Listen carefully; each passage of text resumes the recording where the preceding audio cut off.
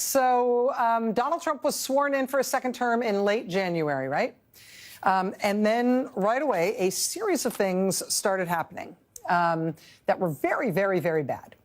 January 29th, we had a terrible mid-air collision, right? Killed 67 people just outside Reagan National Airport in the Potomac River in Washington, D.C. Then 2 days later, it was a medical transport plane that crashed in Philadelphia. 6 people on board the plane were killed. 1 person on the ground was killed. Another 24 people on the ground were injured. Then 2 days after that, a United Airlines plane caught fire on the tarmac in Houston. Flames seen shooting out of the wing. 104 passengers and 5 crew members evacuated out of that plane. 3 days after that, it's a Japan Airlines plane that smashes into the tail of a Delta Airlines plane on the tarmac at SeaTac at the Seattle-Tacoma airport. 2 days after that, they recover the wreckage of a small commercial plane that crashes in Alaska. All 10 people on board killed. 3 days after that, 1 person killed as 1 plane smashes into another at the airport in Scottsdale, Arizona. 5 days after that, 2 people killed in a small plane crash in Covington, Georgia. 4 days after that, 2 people killed when 2 planes collide midair at an airport just northwest of Tucson, Arizona. At this point, we're not yet 1 month into Donald Trump's second term, but it just keeps going. February 24th, a Delta flight from Atlanta is forced to turn around and have an emergency evacuation after the cabin fills up with some kind of smoke. 1 day later, it's an American Airlines flight that is forced to abort its landing at, once again, Reagan National Airport in Washington, D.C., in order to avoid colliding with another plane. 4 days after that, it's a FedEx plane that lands at Newark Airport with an engine on fire. Over the next 2 weeks, there are 15 more people killed in 9 more air crashes, including one alongside a Nashville highway that kills 3 children. Then we get a Delta Airlines flight smacking its wing into the runway while it's landing at LaGuardia Airport in New York City. Then back again at Reagan National Airport in Washington. A Delta passenger plane is preparing to take off, and a military jet is preparing to land. And both of those aircraft receive emergency last-second instructions to divert in order to prevent yet another collision. Then it's a flight from Florida to Newark.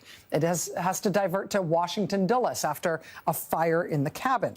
A week later, there are 6 members of Congress on board an American Airlines plane that clips the wing of another American Airlines plane at, once again, Reagan National Airport in Washington, D.C. That same day, a helicopter crashes into the Hudson River in New York City, killing 6 people, including 3 children. Over the next 10 days, 21 more people are killed in 7 more plane crashes. April 22nd, that thing you think never happens in real life, happens on the tarmac at Orlando Airport. Passengers have to evacuate down the slides, just like they show you in the emergency procedures thing that the flight attendants do. They have to evacuate down the slides as their Delta flight catches fire in Orlando. And I could keep going. I'm not including all of them because we'd be here all night.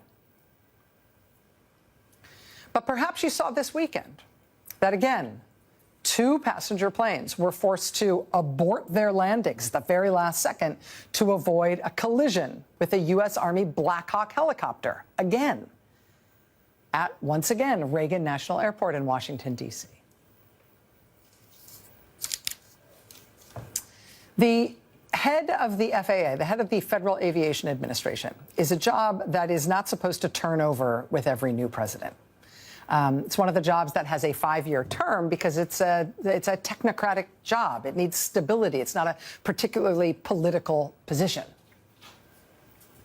Except, now, before the election in September, Donald Trump's top campaign donor, Elon Musk, demanded publicly that the FAA administrator must resign. He needs to resign. At that point, the FAA administrator was only about a year into his 5-year term. There had been no major U.S. plane crashes in years and years and years. But under his leadership, the FAA had issued a few $100,000 fines against Elon Musk's company, SpaceX. And so there's Elon Musk. He must resign. He must resign.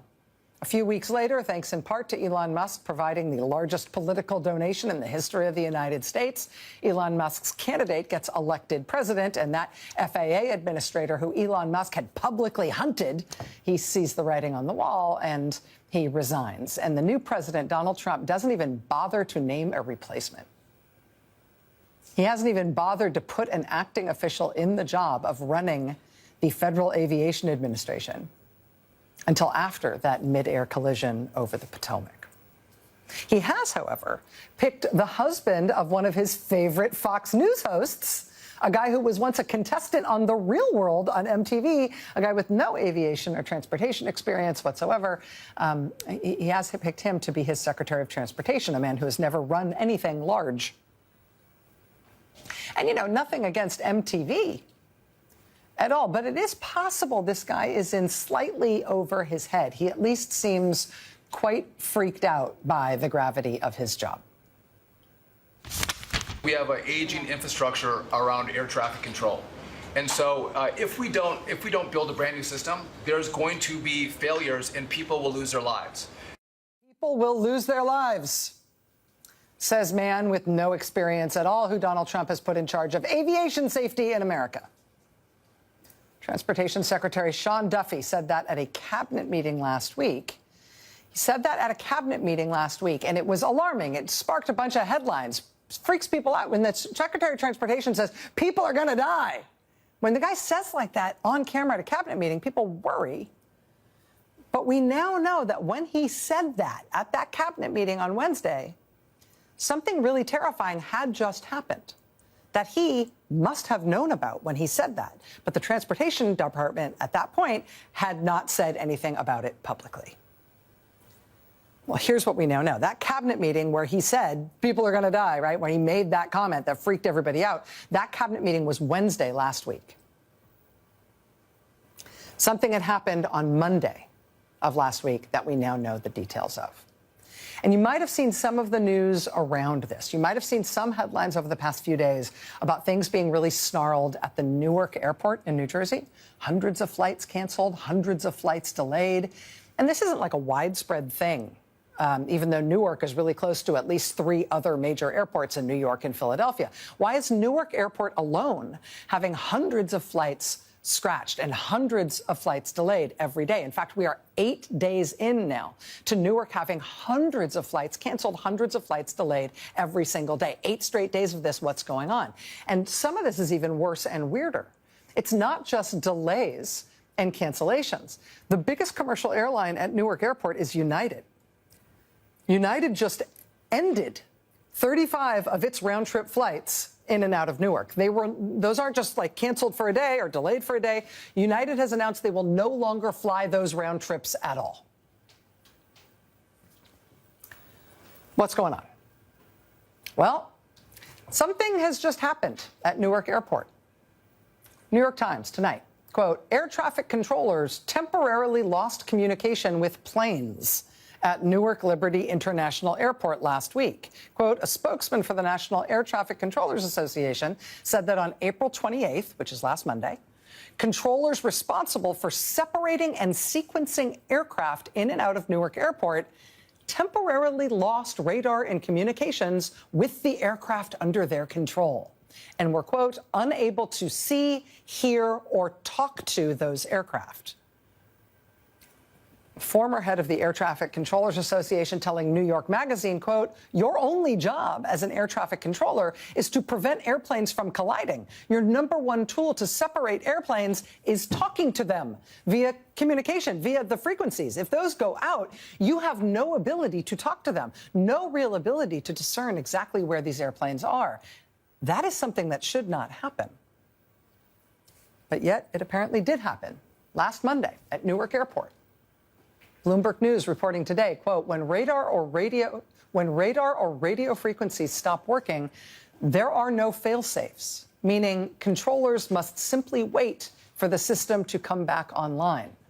Bloomberg also reporting today that following the outage at Newark Airport on Monday, quote, multiple employees were placed on trauma leave, meaning air traffic controllers were placed on trauma leave. Quote, the incident left several controllers visibly shaken, with at least one person experiencing stress-induced heart palpitations, and some air traffic controllers shedding tears after this incident on Monday. NBC News reporter Tom Costello reporting this weekend that one air traffic controller who handles Newark Airport airspace told him, quote, it is not a safe situation for the flying public, and, quote, don't fly into Newark. Avoid Newark at all costs. The air traffic controllers are having heart palpitations, breaking down in tears, and having to take trauma leave because of what is happening in the FAA. Air traffic controllers are sneaking word to reporters it is not safe. How do we get a functional government back? Right? Air traffic controllers aren't just like a team or like a private company. That's the government, right? The whole air traffic control system is a government operation. We've got air traffic controllers losing contact, losing the ability to communicate or see any of the planes that they are actively in that moment controlling to try to stop them from smashing into one another. Just waiting until the systems come back up and hoping those planes have not hit each other while the systems were down, having no way of knowing. Breaking down in tears, having to go on trauma leave, and sneaking word to reporters that this is not safe. That's our government right now. We are the greatest nation on the planet and the most important economic and military and cultural power the modern world has ever known, and it is not close. But this is our government now, under these guys. I mean, this government must be working for someone, but it is not working to, I don't know, keep the planes in the sky.